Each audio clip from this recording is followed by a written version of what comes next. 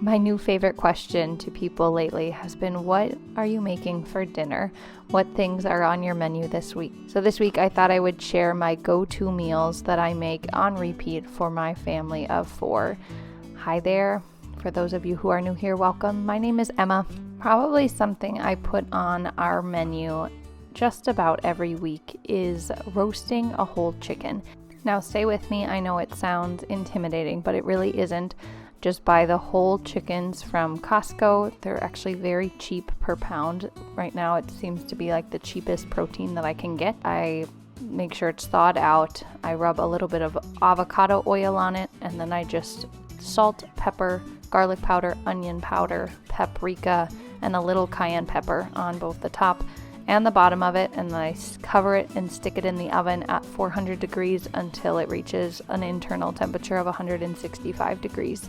And I always cut it and serve it with either like leftover veggies and potatoes that I've had, or I'll maybe do some mashed potatoes and a steamed vegetable. On this night, I think I was using up leftovers, so I just made the chicken to go along with other things we had to use up in our fridge. Usually we eat like the 2 chicken breasts of it and maybe the legs, but then there still tends to be a lot of meat on the bones. And so I will use it later in the week to make chicken wild rice soup. I start by cooking 1 cup of wild rice. I just rinse it off before adding it to a pot of water on the stove. You kind of cook it like you are cooking pasta. You just boil it until most of the grains kind of open up like this, and you see that they're fully cooked. This does take quite a while, probably anywhere from 40 to 50 minutes. So while that's cooking, I pulled off all of the chicken from the whole chicken that we had for dinner the other night. And then I'm going to use all of these bones to make bone broth.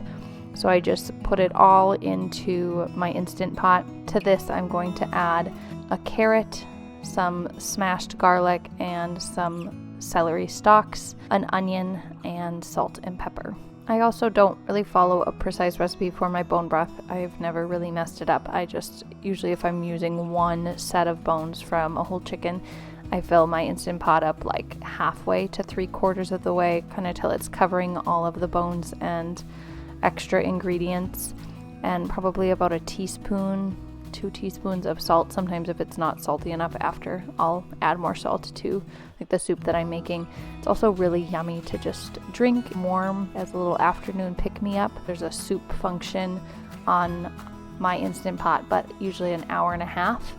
And then sometimes I let it just sit in my Instant Pot for like another day before I end up either putting it into jars to keep in the fridge for soup, or sometimes I just freeze extra if I have too much on hand at the moment and use it at another time for soup. So to make this soup, 1 batch of it, you start with 6 tablespoons of butter, and I do about half an onion sauteed in there. And once the onion kind of softens and becomes a little translucent, then I will add in half a cup of flour. Then you whisk that together and it makes a thick roux, and slowly add 6 cups of broth. You can always add more if it's too thick, and you can also always add a little more flour later on to thicken it up if it's not thick enough.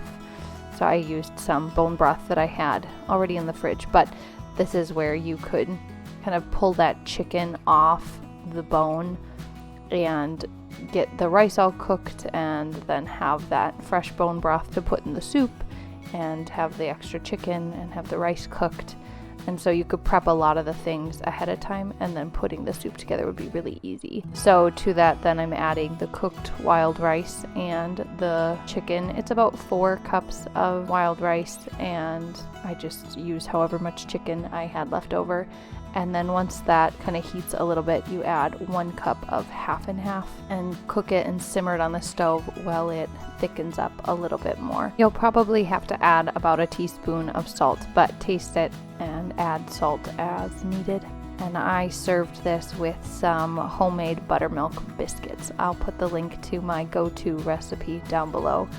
I feel like I make it all of the time.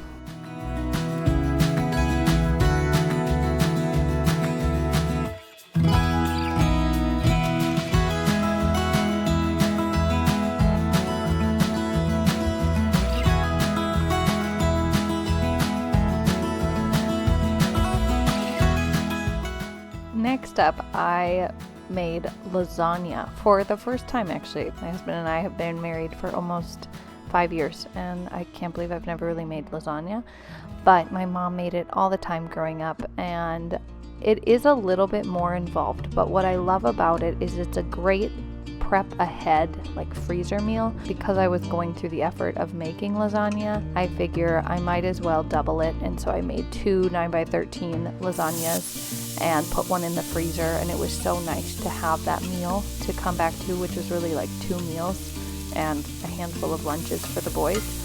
And so for this, it's you brown hamburger and pork together and cook that with an onion and some minced garlic. I'll put a link to the recipe that I used down below. So once you get the meat going, you can make the cheese filling, which is ricotta cheese and parsley and some other seasonings. You're gonna boil all of the lasagna noodles. I counted out the specific number that I needed for making 2 lasagnas.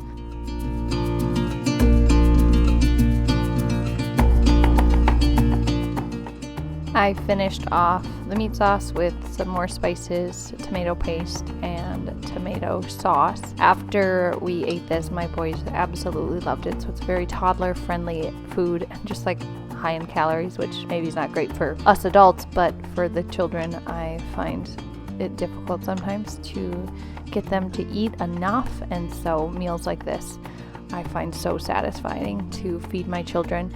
And I think this is what I will be making for their birthday party, because it's something I can make ahead of time and just cook and have no real prep the day of. To the cheese filling, you add some Parmesan cheese, and so I just shredded that up, mix that all together.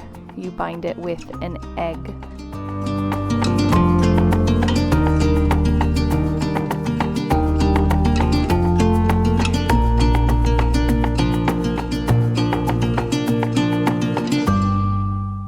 So once you have your meat sauce ready to go, your cheese filling, and the noodles cooked, it is time to assemble the lasagna. The recipe I followed gave instructions of how to layer this, but you start with the meat sauce and then lay down your noodles, put on your cheese filling, and you just repeat this layering a handful of times, and it turned out so delicious.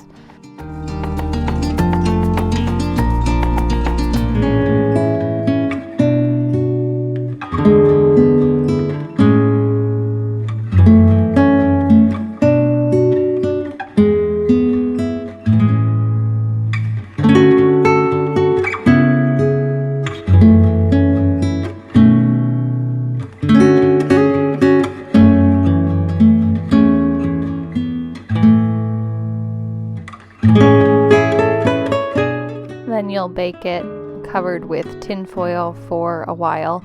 The recipe says how long. And then you'll uncover it, add the rest of the cheese on top, and cook it until it gets all melty. And they do say to let it kind of sit out and kind of thicken and rest for a little bit before serving.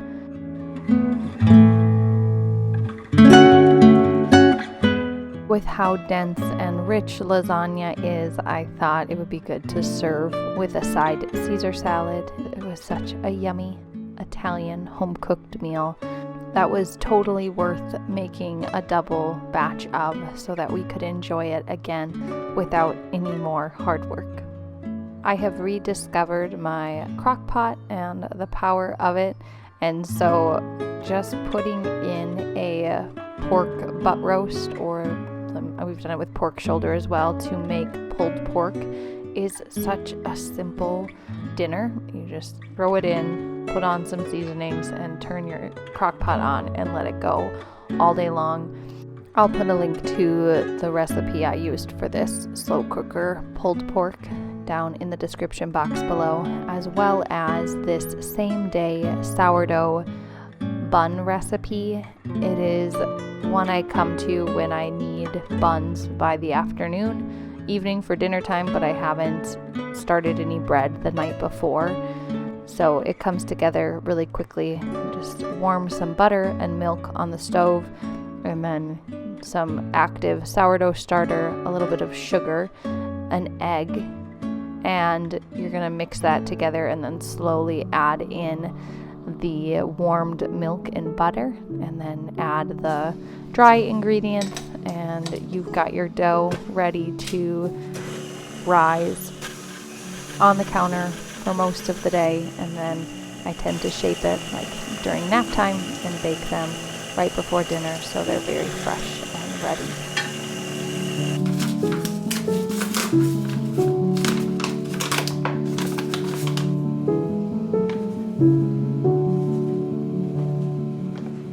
This dough you do mix initially with your paddle attachment, and it becomes like a stiff dough, and then you let it rest for about a half hour, and then come back with the dough hook and knead it for like 10 minutes, and then it gets nice and smooth and soft and is ready to do its bulk rise on your countertop for like 6 to 8 hours.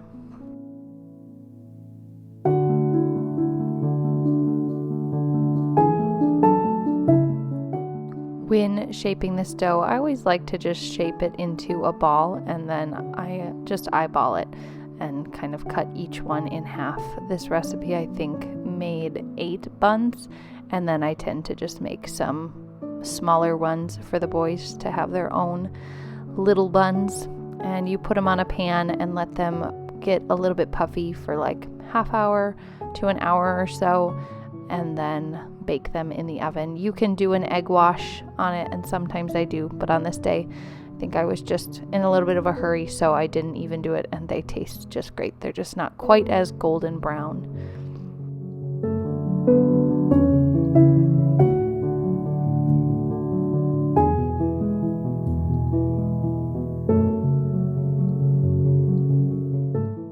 We had something going on in the evening on this night, and so I loved that all the meat was already just been in the cooker all day. The buns, while the bulk ferment takes a long time, the steps to get to fresh rolls didn't take all that long. And then I just threw together a simple summer cucumber salad, just sliced cucumbers thinly, added some sour cream, some salt, pepper, and some red wine vinegar to it. And then I just served our pulled pork sandwiches with this cucumber salad and some chips that we had on hand. And so that last home stretch of dinner preparation was so quick and easy, and the cleanup was really simple as well, which is something I keep in mind when meal prepping, is what foods do I want on different nights, knowing just our event schedule and things going on in the calendar, because nights that we have something going on, I want something that's like super quick and simple, so that we don't have a lot of cleanup or a lot of time in the kitchen beforehand.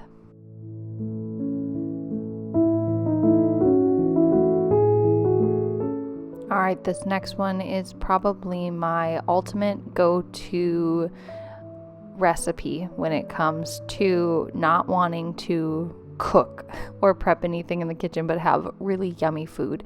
It is buffalo chicken chili, and what I love about it is it's like an open and dump recipe. You don't have to prep anything ahead of time. You can even use frozen chicken breasts. And so you throw this all in your crock pot. It's a can of corn, a can of Great Northern white beans, a can of fire roasted tomatoes, like 2 to 4 chicken breasts, and some chicken stock. And then you use some ranch seasoning, dried cilantro, onion powder, garlic powder, celery salt, and salt. And those are just the seasonings, as well as a little bit of hot sauce. And I know it says buffalo chicken chili. If you do like 1/3 of a cup, I find that it's not very spicy at all. You could even do less than that. My boys eat this, and so it's not very spicy. You could make it more spicy. And then you just turn on your crock pot to 4 hours on high, or I think you could do it like 6 hours on low. I always like to pull the chicken out of the crock pot when it's cooked, and I just can mix it with the stand mixer to shred it really fast. This does give it a little bit more of a mushy consistency, so you could just do it with 2 forks as well to shred the chicken. Then you add 1 8-ounce package of cream cheese. I usually let this sit out on the counter and soften for a while before adding it. And the best way to get like the smoothest consistency is to add it to an immersion blender with some of the broth from the soup and emulsify it that way. My immersion blender unfortunately broke, and so I just put it into the crock pot and let it kind of soften and then stirred it periodically. On this night, I was actually bringing this meal to a friend in town who just had a baby, and so I don't have a video of dishing it up, but it is so delicious. I'll put the recipe in the description box down below. It's really great with some fresh bread as well and a side salad, or all by itself. My husband loves to eat it with some tortilla chips. I like to keep bread going. It just feels like a staple to get other parts of a meal on the table. And so one recipe that I've been making often this fall already is this lasagna soup, and adding some meatballs to it. You start with your soup base, which is your onion and garlic and a little bit of butter, and thicken that with some flour, and then add your broth to it to make your base of the soup. And then you'll have some sun-dried tomatoes that had been packed in oil. Strain off the oil, add the sun-dried tomatoes. Then you'll add spinach. I chopped mine up a little bit so they were smaller pieces. And you're going to add heavy cream and some milk to your soup as well. For whatever reason, until this fall, I felt really intimidated by making soups. Actually, maybe just because sometimes there's so many things in soup that it sounds like it would be hard. But the more soup I've made, the more I'm realizing they're actually so flexible, and you can do a lot of things with them, and you can adjust it based on what you have on hand. The recipe that I followed did not have any meat in it, and so I just added in some meatballs. I like to get the big Italian meatball package from Costco, and so I just warmed those through and then added them into the soup. And this soup, you break in the lasagna pieces, and that cooks in the soup, and they get all soft and cooked through. Once the soup has all come together, then you can add in some provolone and some Parmesan shredded cheese to the soup, which makes it so creamy and delicious. And as the soup thickens, always add in some more chicken stock if you need to thin it out. Well, you guys, those are some of our go-to meals this time of the year with our family. I hope you got some inspiration for yourself and your menu. Let me know what some of your favorite recipes are.